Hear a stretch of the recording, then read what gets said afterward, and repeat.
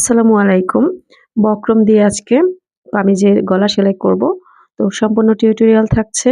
নতুন আপুদের জন্য আমি খুবই স্লো ভাবে ভিডিওটি তৈরি করার চেষ্টা করেছি।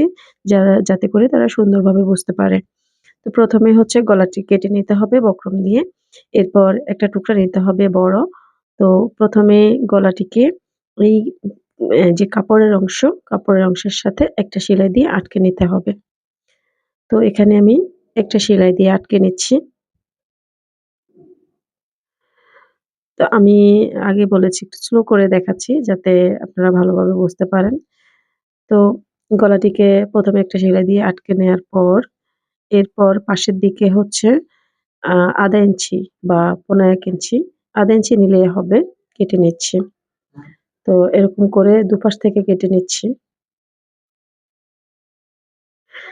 আচ্ছা, কেটে নেয়ার পর এই যে বাড়তি কাপড়টা এটাকে বক্রমের পাশের দিকে ভাঁজ দিয়ে আরেকটা সেলাই করে দিচ্ছি।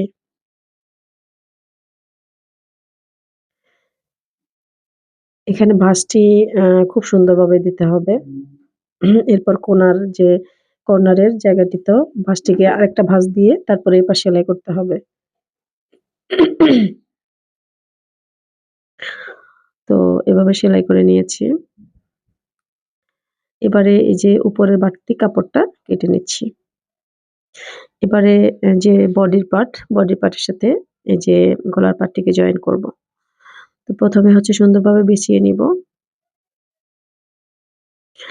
এরপর মাঝখানে একদম মাঝ বরাবর ভাঁজে একটু সেলাই দিয়ে নিব। কামিজের মাঝখানের ভাঁজ এবং গলার মাঝখানের ভাঁজ। তো একটা সেলাই দিয়ে নিলে হবে কি, এই গলাটি আর বাঁকা-তেড়া হবে না। একদম সোজা সুন্দর হবে।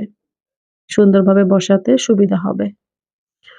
তো এবারে হচ্ছে আমি এই গলাটিকে এই সাইড থেকে সেলাই করে নিচ্ছি। এখানে অবশ্যই খেয়াল রাখতে হবে বক্রমের উপরে সেলাইটি দেয়া যাবে না। একদম বক্রমের কিনার ধরে একটুও ১ সুতাও বাদ না রেখে অর্থাৎ একটুও বাদ না রেখে একদম বক্রমের কিনার দিয়ে সেলাইটি দিতে হবে।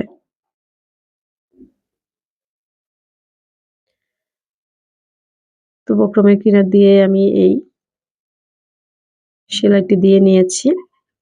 এবারে কি করব? এবারে মাঝখান থেকে কাপড়টিকে কেটে একটা ভাঁজ দিয়ে ছোট করে টুকরো করে ছোট করে টিক কাট দিয়ে তারপরে একটা চাপ সেলাই দিয়ে নেব। চাপ সেলাইটা আমরা ভেতরের পার্টেও দিতে পারবো, উপরের পার্টেও দিতে পারবো। তো সেই ভিডিওটি আমি স্কিপ করে গিয়েছি। সেজন্য দেখাতে পারিনি। সেই সামান্য একটু কাজ এখানে। তো চাপ সেলাইটি আমি দিয়ে নিয়েছি। আম ফিরে আসবো অন্য কোনো ভিডিও